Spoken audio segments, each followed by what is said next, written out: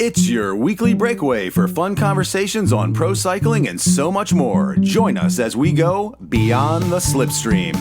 I'm Matt Harper, and together with my brother Justin, we'll do deep-ish dives on bike races, movies, bands, and all manner of shiny pop cultural objects. Oh, and did I mention bike races? We're kind of obsessed. Adelaide! Hello, and welcome to Beyond the Slipstream. I'm Justin, and this is my brother Matt. And today, in our first segment, we'll be previewing the men's Santos Tour Down Under, which gets underway in Adelaide on Tuesday. The women's race finished up a few short hours ago.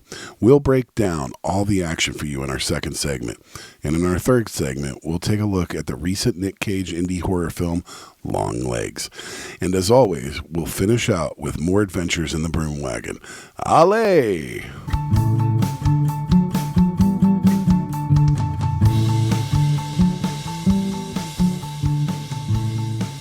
The 2025 Women's Santos Tour Down Under concluded today, and the men's edition gets underway on Tuesday. The start of the 2025 UCI World Tour racing is upon us, and while the Big Four, Pogačar, Vingegaard, Roglic, and Evenepoel, will not be in attendance, there's no shortage of heavy hitters to make our prospects for an exciting race in Adelaide quite high. Matt, who are you most looking forward to seeing punching their dance card in 2025?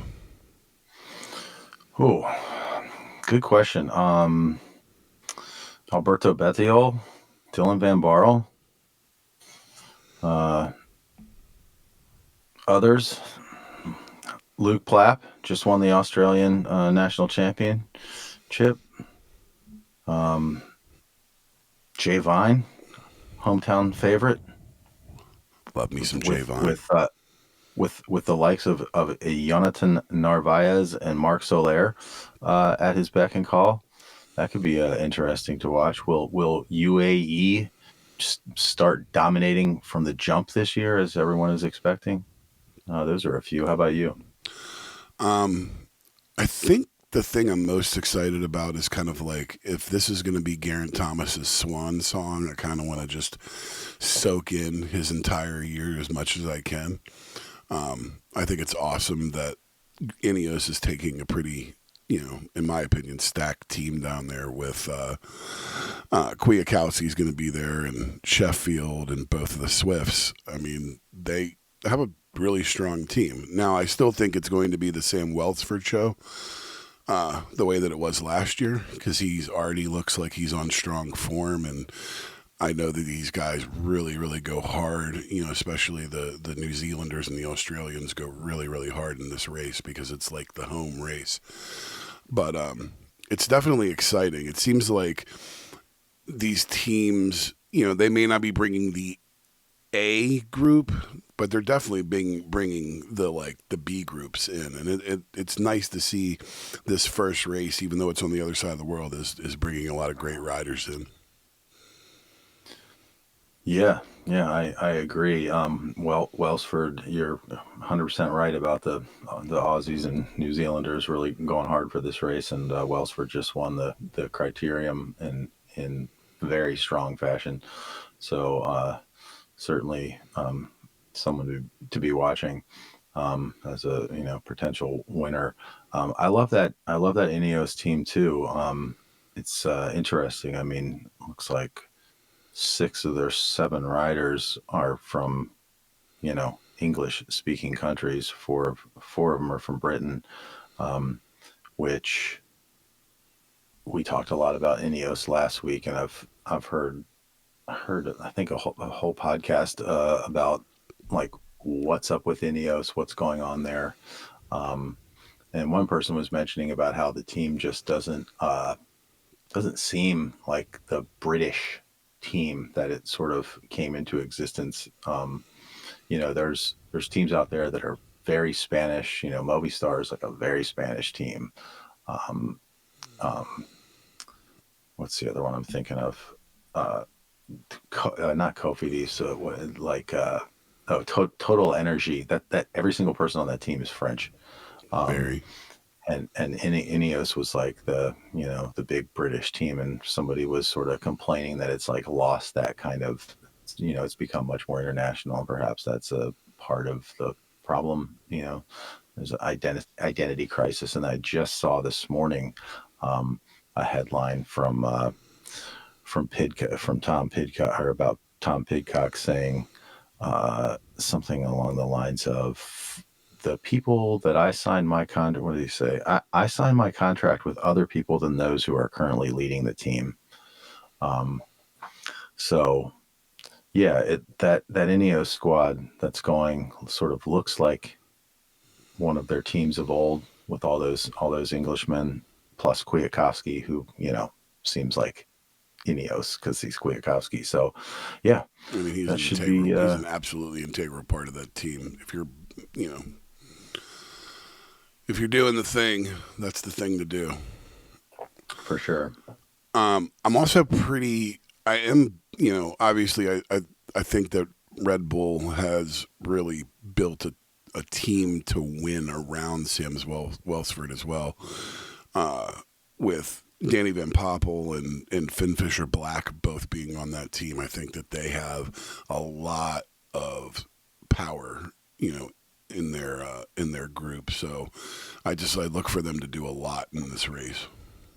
And they've got Lawrence Pithy going as well, which I feel like that guy is just primed to pop off like one of these seasons. Mm-hmm. He's definitely on the rise for sure. That is a super strong team. I guess it's them and UAE that I would think are. I definitely wouldn't count out Astana, or what do they go by now? XDS Astana, with Bettiol and Kanji and Higuita. I mean, that's what I mean. There's a lot of really strong groups in this race. Like, it really could go a lot of different ways. Yeah, for sure. I mean, well, it's no doubt going to be some exciting racing. Israel Premier Tech has Stevie Williams and Michael Woods both on there, as well as a cadre of their helpers on there. It's just what I mean. It's just a high chance that this is just going to be a really, really good race, and especially when you get into the Wollonga Hill stage. There's a lot of sprints. It's just, I don't know, man. It's an exciting race for the first, kind of the first big race of the year. Yeah. Have you, how much have you dug into like the parkour for the route? Not a ton, obviously. Wollonga Hill, and that is. Do you know which stage Wollonga falls on? I would assume it's going to fall on stage 5, which makes total sense. Mm-hmm.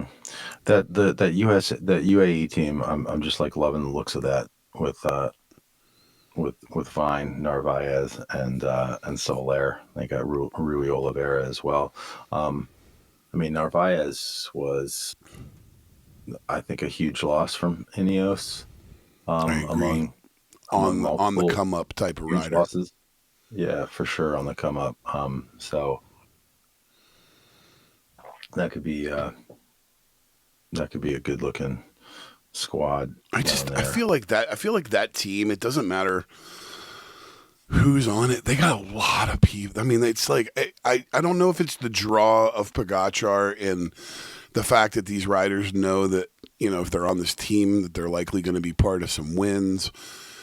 But, man, they have got some great riders on that team. And it seems like they're not losing great riders. They're just picking them up.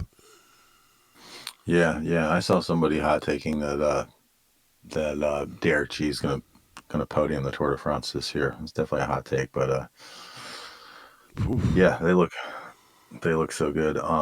Derek G podium the Tour de France this year with all of the people. Yeah. Like, come on. Yeah.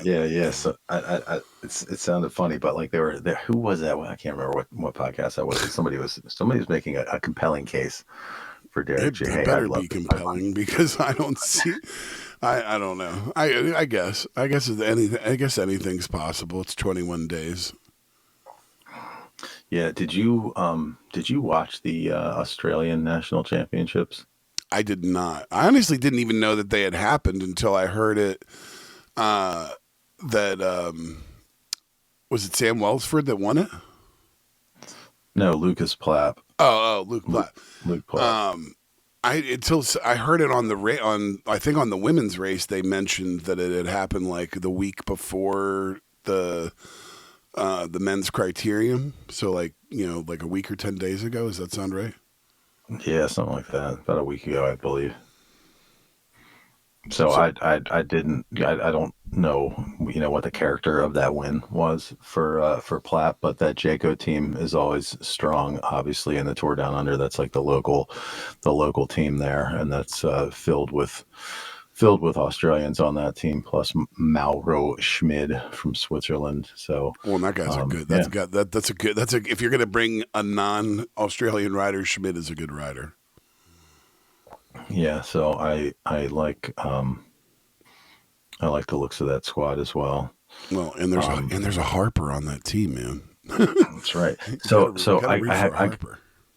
speaking of the Tour Down Under, I alluded to it last week and implored that you watch the 2002 Michael Rogers clip. Did you watch that clip? You're talking about with the on the side of the road where he's like slamming his bike down, and he like takes the bike from the other guy and he gets the push and goes off that. Is that what you're talking about? Yeah. Yes, but did you see the end of the stage? Him finish the stage. You're saying the finish of the stage on the bike? No, I guess I didn't watch that. I went back and watched just the clip of him having his little meltdown on the side of the road. Well, he gets the bike from the fan.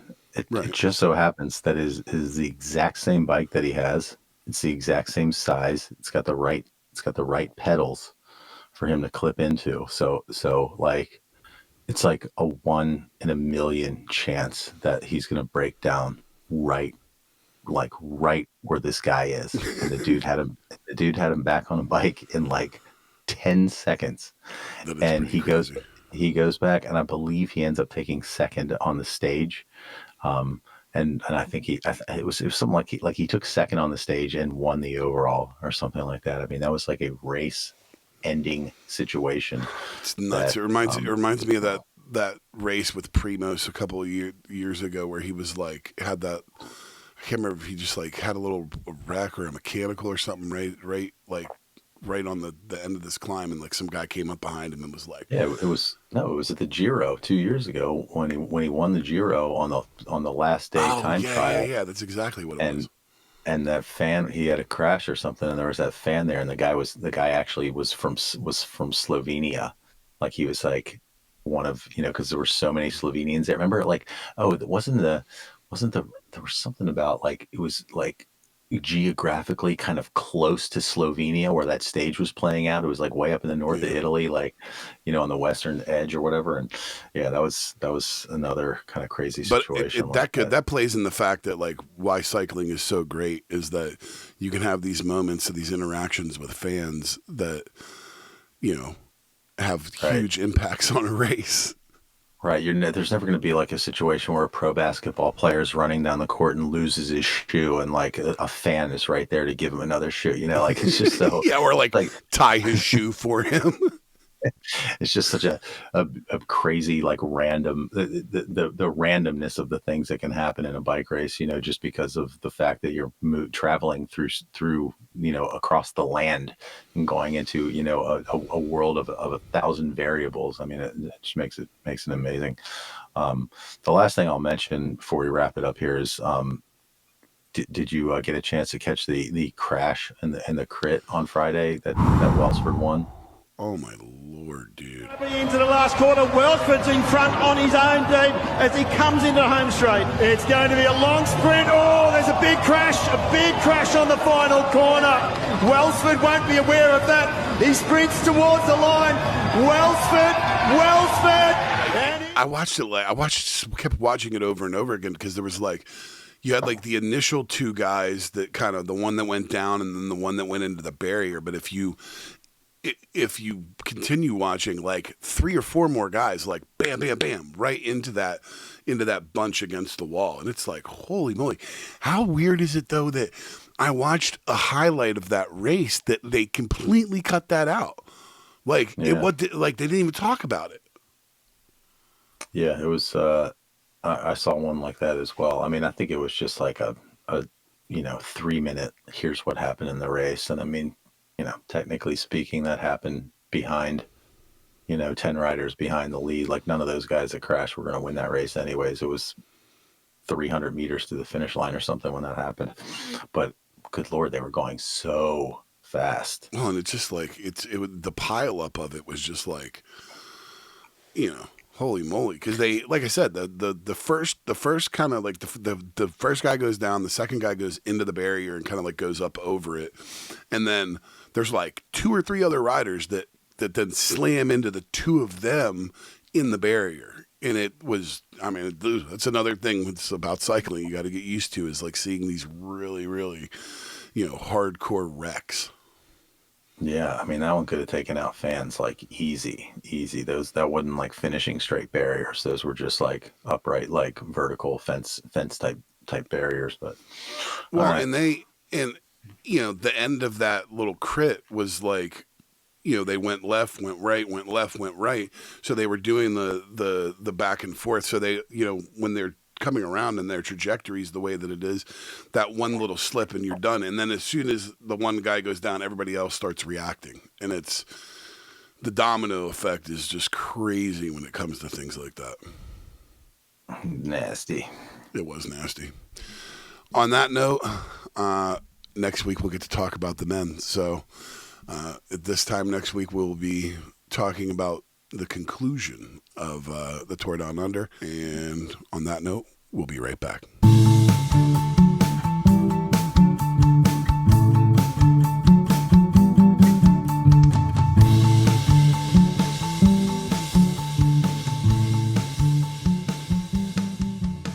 The 2025 Women's Santos Tour Down Under just concluded in fine fashion with an authoritative win for Chloe Dygert on the third and final stage in Stirling.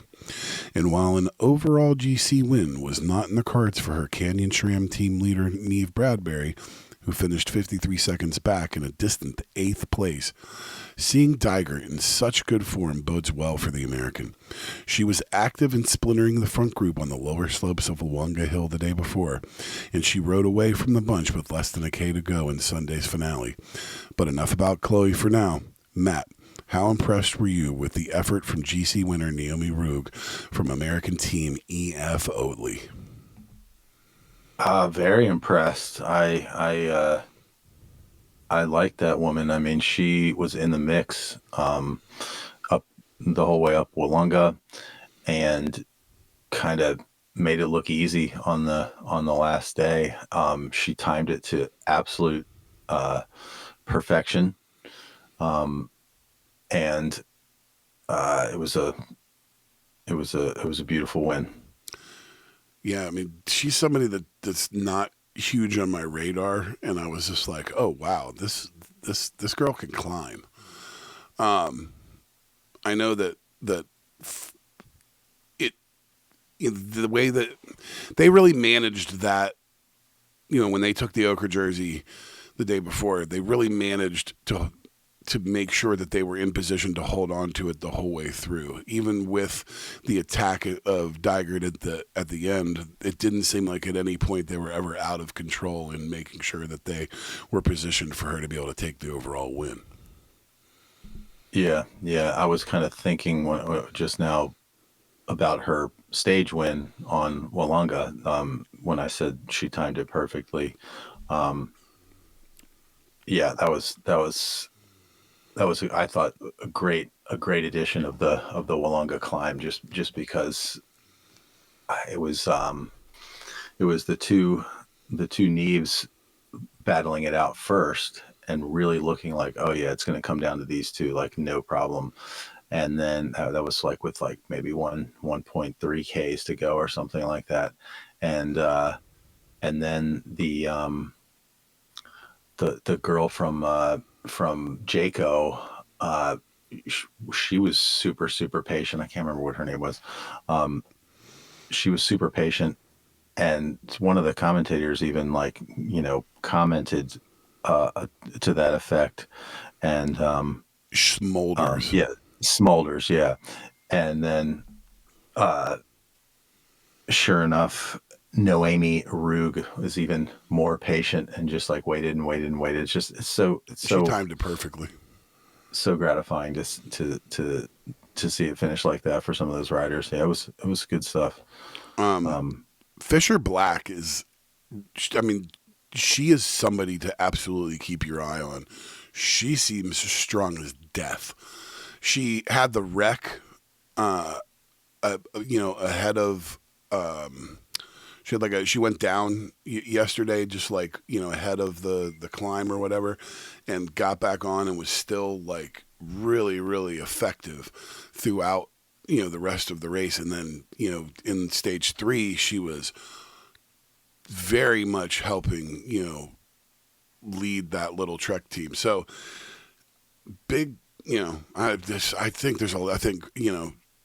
a lot to watch with her. I mean, she is definitely somebody you need to keep your eye on because she is dynamic. For sure. I thought it was great seeing that breakaway move on stage 1. That thing was looking like a sprint at the outset of the race, looking like a sprint stage. And Danique Hangeveld What a from name. Sarah Tizet snags her first Yeah. World Tour win. I mean, she was away for an hour. That's pretty awesome. I She mean, definitely she got got the the she definitely got the better of the group. She timed her breakaway pretty perfectly. It was very Pog-esque in my opinion. Allie Wollaston was good throughout the whole race. I just don't think she ever was. I just don't know if she was there to be. I don't know if she was better than everybody that she was up against. I was a little shocked that Hangeveld didn't wasn't even in contention at all in Wollonga Hill though. I mean, she came in that group that was like 3 minutes later or something like that. That was quite surprising. I thought for sure we would see the ochre jersey there, fighting it out, at least fighting it out on Wollonga, but that was a bit of a shock.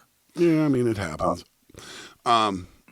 So the thing that I'm just absolutely chomping at the bit to or champing at the bit to talk about is how strong Chloe Dygert looked. You know that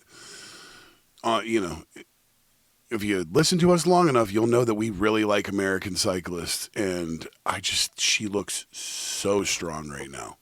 She has got such a killer instinct. I think she might end up having just a ridiculous year because she is got the laser focus, and she just looked so strong each day of this race. I mean, and even the commentary was just they would mention her pink shoes all the time. Love the shoes, love the short shorts. They were mentioning about how she was like almost disappointed with her Olympics in which she got, a gold medal and a bronze medal. Um, but she took the bronze in the time trial, and That was horribly wet, if you remember, by the way. yeah, yeah, yeah. Um, uh, so she definitely has a very high standard for herself, and agreed. I mean, she's firing. So I feel like time trialists have a, a different sort of approach when it comes to monitoring their form throughout the season. But I suspect with the big break that you kind of get after the TDU, that she will no doubt have all of her goals like dialed in, and this certainly must be playing into that, as it is not one of the top races or whatever. Um, but good to see her. Good to see her on that kind of form. You know, the other thing with with her is if you watch the interview after the stage, she was having trouble. She was like sweating into her eyes, but Yeah. she says it right there. She's like, you can tell that she was like disappointed in her results from 24, and you're like, when you put it on paper, it's not that disappointing. Like, it just shows you the hunger that these high level athletes have for, wanting to be the absolute best and to hit their goals. Like I said, I think it's going to be a very exciting season in women's cycling for sure. Well, and definitely for our American prospects, because she took third in the TT, and as we all know, the American woman took gold in the road race.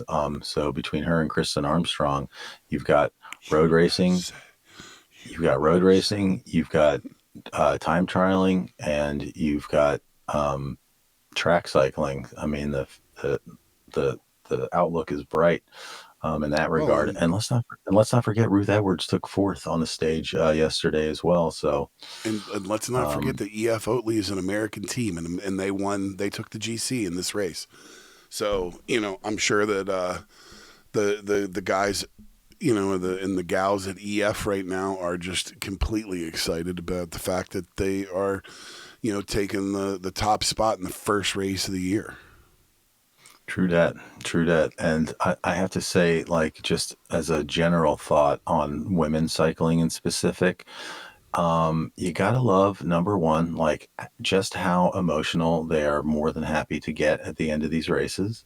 And you can see the camaraderie amongst the entirety of the peloton as a group. I think on the women's side a little bit better. This was demonstrated wonderfully on the first stage when Megan Armitage was congratulating Denise Hangeveld at the end. Armitage is on EF actually, but I guess they are former teammates, or they know each other somehow. They're clearly friends, because Armitage was possibly more emotional about her win than Hangeveld was. And then the other thing that I love about the women is, and I think this goes to the fact, I mean, it really speaks to the fact that, the women's sport is still fighting for, to reach the levels that the men have. A lot of these women get into cycling alongside of some very serious career goals in other fields, because the ability for someone to make a round the clock 365 living as a professional women's cyclist is even more difficult than as a man. I mean, at this point, I would say, there's no men cyclists out there that are doing anything other than being full-time pro cyclists. But I'm pretty sure if you get into the lower levels, there's women out there that are working jobs and stuff like that. And as a result, I think they take their education a lot more seriously. And along with that, I think they, in most cases, like pound for pound, are just better at English. And I would totally agree with that. Yeah, it seems like every interview you get with a middle of the continent European rider, they're just like, their English is just dialed in. Very well spoken. Which, maybe that's a cultural bias on my part as American and English speaker or whatever, but I certainly love it, because it makes for a much better interview than, some Italian dude up there going, yeah, the team was very good for me, and it's a good win, and I'm very happy. I feel like every other men's interview is like that. Yeah, I totally agree. I did want to make a note about the race itself, like the broadcast. So I thought it was weird. It seemed like, okay, day one, I was completely maddened by the fact that they never showed the split on the screen, as far as what the breakaways were. However, day two, day three, they did have it. So that I didn't understand. Yeah, I didn't understand. I will say this though. I definitely noticed that we got 100% of the racing. Oh yeah. on the Oh yeah. on the Peacock feed, which is unreal. I mean, you don't get that for almost any women's race. I mean, that's it's one of the huge complaints still, like one of the big hurdles left for, women's cycling to Well, get past is just like, one of the guys that I follow on Instagram was complaining. By the way, in Australia, he was complaining about the Australian broadcast of the women's race because what they were doing is like, and you see this like on the tour, but they would like split screen out the riders into like a small screen, and then the big screen it's just like a local tourism ad. And like he said that they just did that throughout the entire race, and that there'd be like big things happening, and they'd just be like, let's talk about the wine country, and you come see all of this, that, and the other, and it's like, dude, you're ruining the race with your make the advertisements small and leave the race big. Like, come on, man. Like, how do you do that? By the way, in the home country of the race, like, it's very disappointing.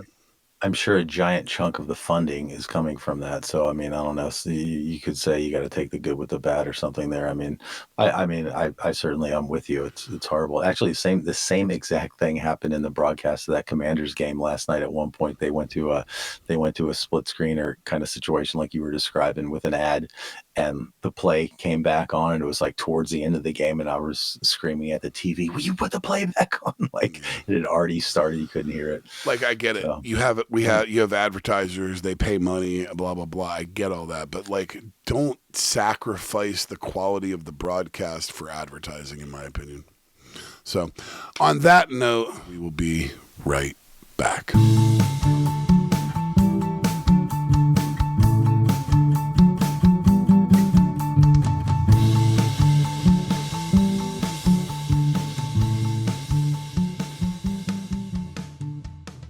The horror genre in modern cinema has been in a beautiful renaissance in recent years, with indie auteur directors getting great results in lower budget offerings, streaming platforms offering more and varied films of the genre, horror-specific platforms like Shudder on the rise, and prestige studios like A24 consistently making space for this niche genre on the rise. Directors like Ari Aster, Robert Eggers, Jordan Peele, and the director of the film we're looking at today, Osgood Perkins, have delivered thoughtfully creepy, subversive, intense thrillers, screamfests, and bloodbaths on a regular basis, and the future looks bright for dark and disturbing movies. Longlegs, a Nick Cage vehicle from the son of legendary star of the horror classic Psycho, Anthony Perkins, the aforementioned Osgood Perkins straddles a couple of genres, with horror leading the way among detective procedural, psychological thriller, and occult mystery. Cage was as disturbing as he was nearly unrecognizable. Matt, how freaked out were you by this performance? I have to say I was pretty freaked out by it. So I came into this, not conversation. I watched this movie a couple of weeks ago in preparation. We're like right after we had decided we're going to do this. And after my first viewing, I was like, not there. Something, I don't know, something was missing. And I suspect it was in uh, the last third of the movie. And I went back for a rewatch, and unfortunately I did not get to the third of the movie in my rewatch. However, what I did see on second viewing has got me much more in the plus side of the category on this movie, because there's a lot of good stuff going on here, man. This thing was this. I think a lot is kind of the trouble in the end. There's might be maybe just too much stuff in there, but a lot of good stuff. I think visually, I think the movie was really, really good. I didn't understand why he was making everything so dark in the beginning, but who was? Say what? Like the director? Yeah. like the choice of having everything be so dark throughout the movie, I thought it was off-putting to me at first because like I Are you wanted saying to see more of what was going on, but then I began to realize like that was what he was trying to do. He was trying to make it a little disconcerting for you so that you were kind of struggling to see what was going on. He was using that as his way of keeping you from knowing too much of what was going on. And where it turned for me was when in that like first, maybe 10 or 20 minutes when she's at her house by herself and she goes outside and you see the shadow move across the window. Like, and I was like, oh, okay. That was where it kind of clicked. One thing that I thought was really, really neat that I picked up was when she first gets to her house and she's like going inside, you hear the radio, and it took me a minute to connect the fact that like later on when you see him in the car and he's like driving along and he starts doing that like where he's like screaming or whatever, it's the same song. And so when she got to the house, she could hear him playing the radio, and then it shuts off right before she goes in the house, and then she goes in the house and that whole scene happens. So, it was really cool. And I felt a little. did you catch that on our first viewing? Yeah. Interesting. Yeah. If you go back and watch right before she goes in the house, you hear this like rock music, and then it like cuts off pretty quick. It's like real fast. Yeah, that's one of the things the film does really well is like little ominous foreboding details like that. Like one I completely missed in my first watch, but I got in the second one that was fantastic. And maybe it's because I know what happens in the end of this movie. But when she goes to visit her mom, like about halfway through the film, she goes in to check in on her mom. It's the scene where her mom is like, "Now, honey, I have to ask you, do you still say your prayers every day?" It's that scene. Well, at one point she I don't know if it's when she's first when she first get there and she's walking in, or if she's when it's a little bit later when she goes to her room. But at some point she's like going through one of the rooms in the house, and next to a door, there's a a key, like a key hanger thing mounted on the wall, right? That looks like it's got like maybe 5 hooks on it for keys. And there are a disturbing number of keys hung on this holder. And you got to think to yourself, wait a second, is that like the house keys from all of these families? You know what I mean? Like that you come to find out that pick up on that. yeah, I didn't catch it at all. But like as soon as I saw that in the rewatch, it was like, oh my God. It's like the second time you see her at the house and you notice that station wagon is in the carport there. And like with the cover, it's just like the cover's just enough that you're like, oh, that's a white station wagon. He was driving a white station wagon.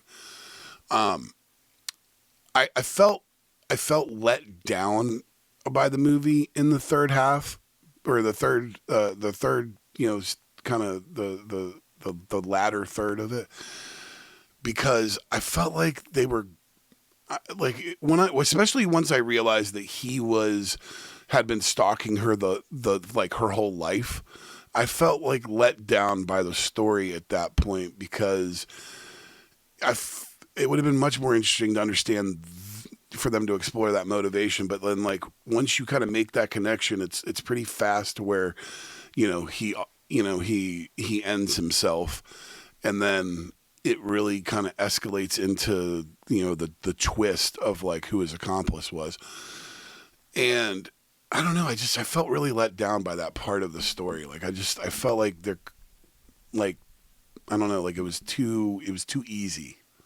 Yes, that is definitely like the writing misses a beat there in the end of the movie. I mean, it was kind of like shocking the way that he kills himself. But it was, I don't know. I was just like, why? Like the movie didn't like. I didn't make understand sense. the point of that. I feel like it'd have been much Makes sense for creepier his if he'd have character. stayed alive.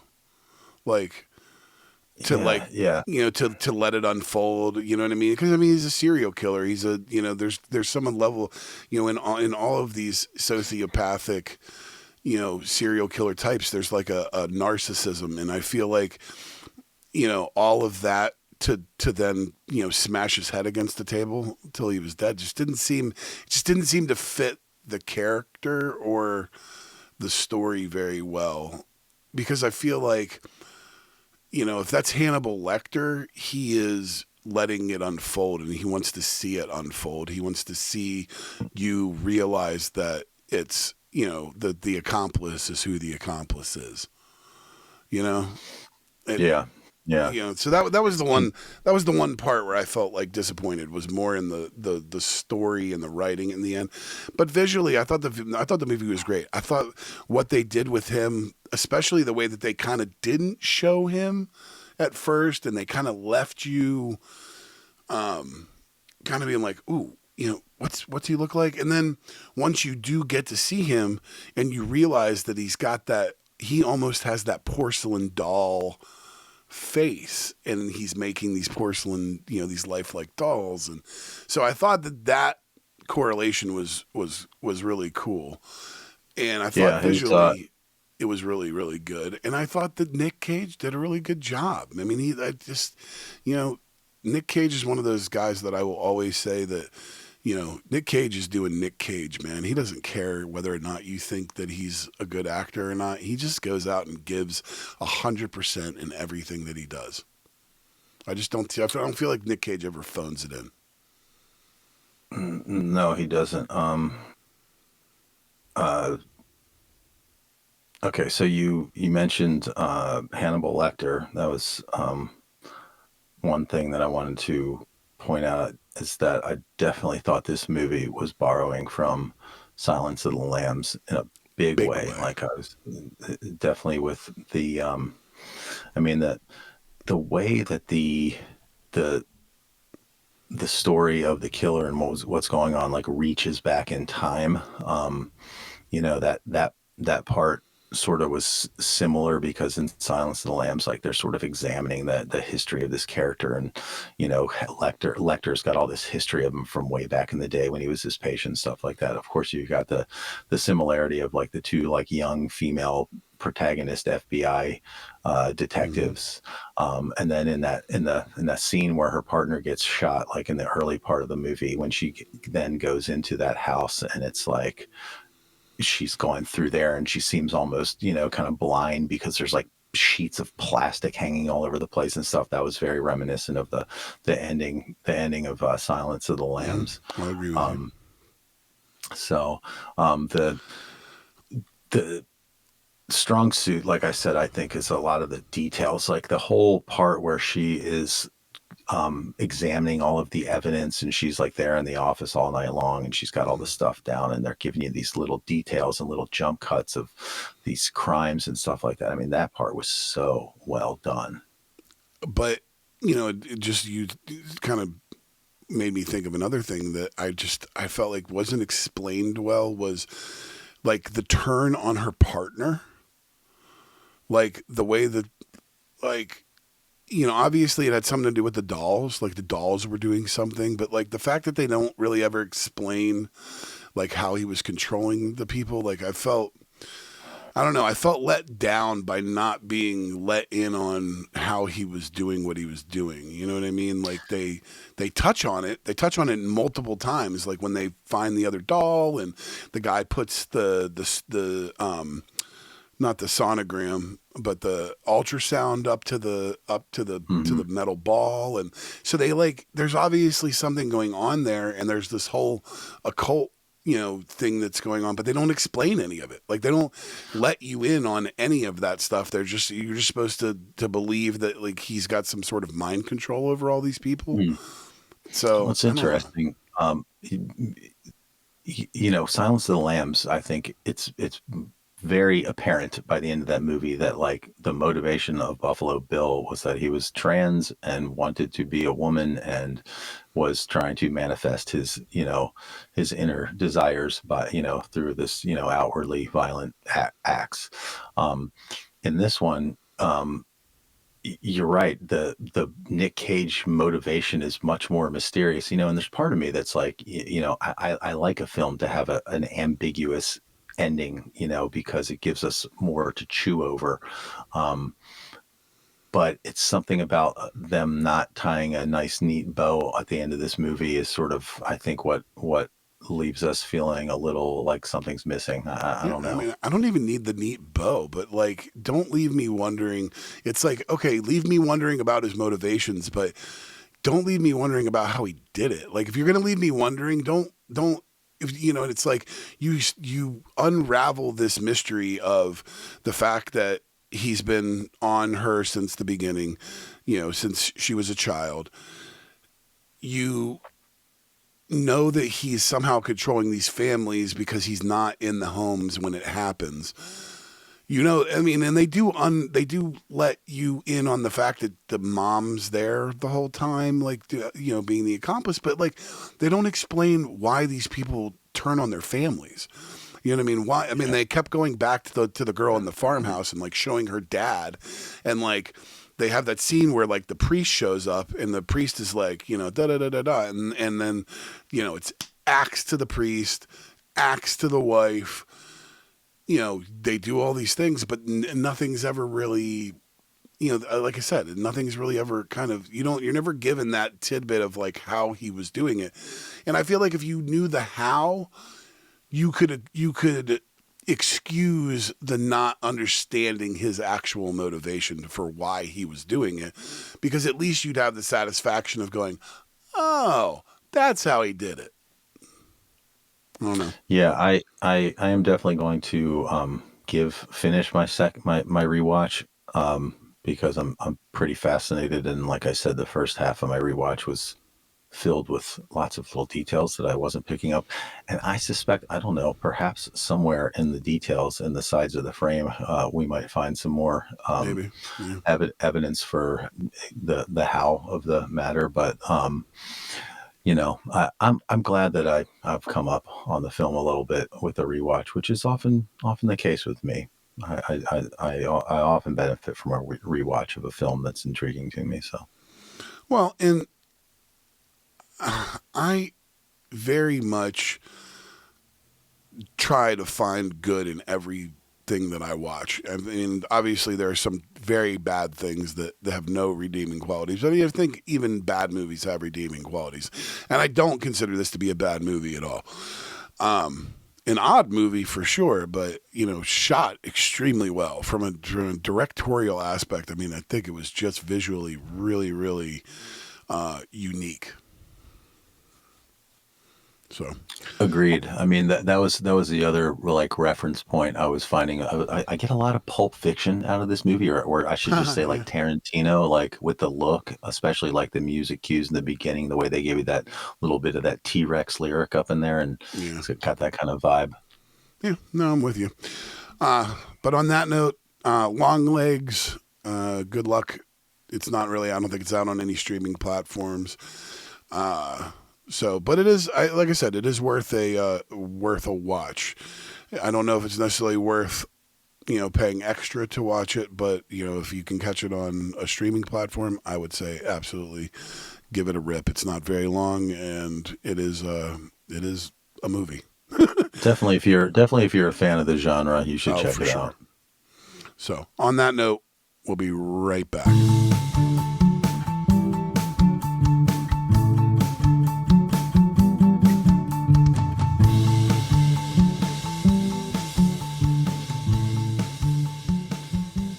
Welcome back, and we're going to take another ride in the Broom Wagon. Matt, what do you got for us this week? I am going to keep it very conventional with this week, with a movie recommendation, but I just can't help myself. I finally got into the theater and saw A Complete Unknown, the new Bob Dylan biopic starring Timothée Chalamet, and boy, did I love that movie. Now, I don't know that it's like the greatest biopic ever made or anything like that. Probably not. But it's the first that I can remember, like live action feature film that takes a close look at the formation of Bob Dylan, like the original early years. I mean, the movie starts with a shot of him in the back of a station wagon having hitchhiked a ride to New York City and getting dropped off. So it's, that period. And honestly, this thing was almost like a religious experience to me because I'm an atheist.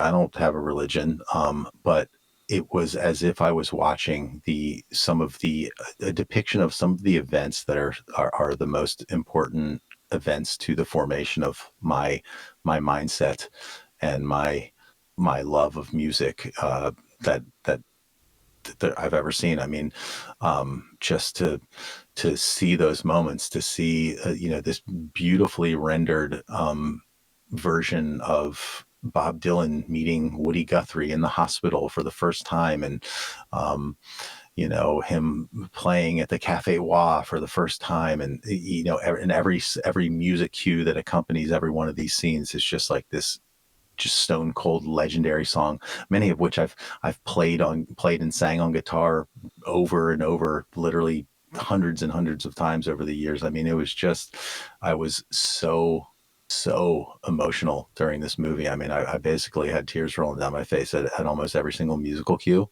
Chalamet did an incredible job as Bob Dylan. He looked exactly like him. The period details in this movie were phenomenal. The supporting cast was Does he sing his own stuff in this? Yeah, he does all the singing. He does all the playing.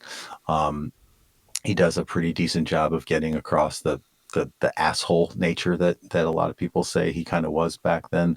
It was just great. I mean, if you're into Bob Dylan at all, it's a must watch, and if you're into music history, folk music, any of it, it's so good. I just really love this movie. How does it stand up with, like, I mean, to me, I feel like the gold standard of like music biopics is probably Ray with Jamie Foxx. Do you feel like it's that level of quality? I mean, for me, it was definitely as good as Ray. It was good as Walk the Line. It was good. I mean, I really loved the James Brown one, Get On Up. That was great. I mean, it's up there with any of the modern ones. I mean, I feel like at this point, like those stories have been told so many times that, and filmmaking has gotten to a level that's good enough that like they're going to be able to render those films, very in a lot of detail. I mean,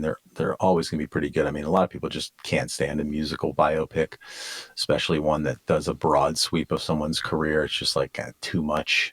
But this was good. It just focused in on a short period, and really, kind of the bookends are like the beginning of the Bob Dylan story, essentially his arrival in New York City, and it ends with Dylan Goes Electric, which is like the first of many giant pivots in his career, but the first and the most famous of the giant pivots. I mean, you get to see the moment that, he shocked the world at the Newport Jazz or Newport Folk Festival, and, he plugged in and played a bunch of rock and roll songs instead of folk songs. But I mean, it was, I loved it. Enough on it. Awesome. I will definitely check it out. For my Broom Wagon topic this week, I have a show that was recommended to me by a coworker that I then watched with my wife. It's on Paramount Plus. It's called Lioness.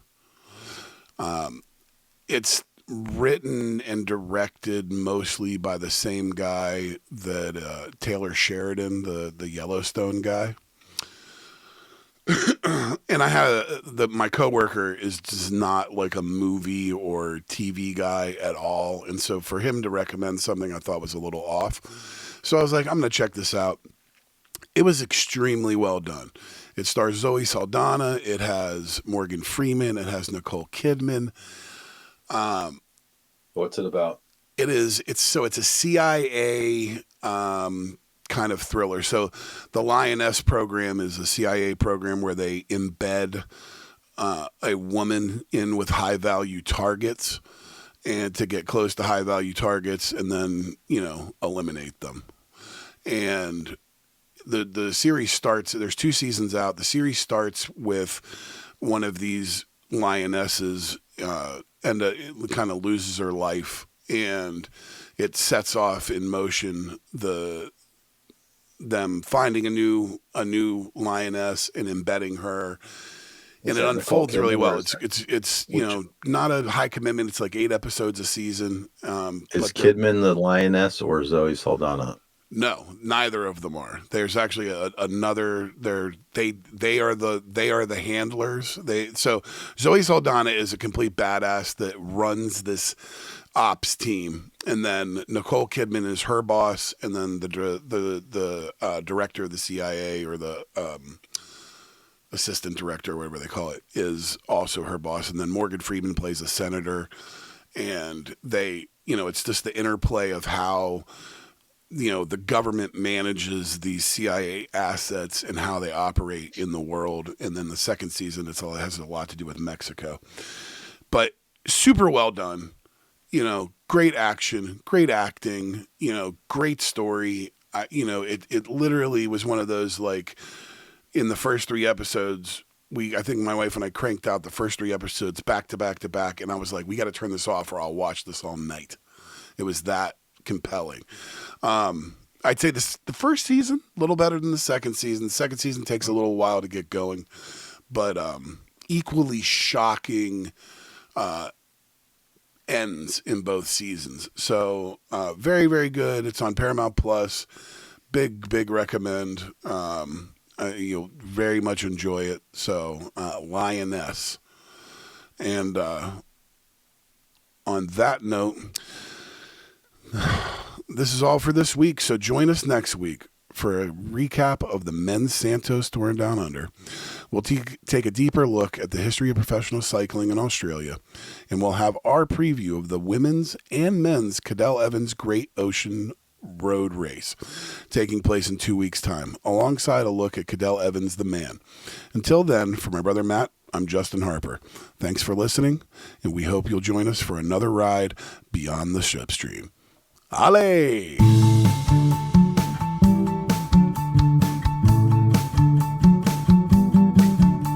Beyond the Slipstream is a production of Harperama. Find us on Apple Podcasts and Spotify. Please like and subscribe, smash that button, leave a 5-star review, and most importantly, tell all your friends about us. Thanks for listening. Talk to you next time. Ale!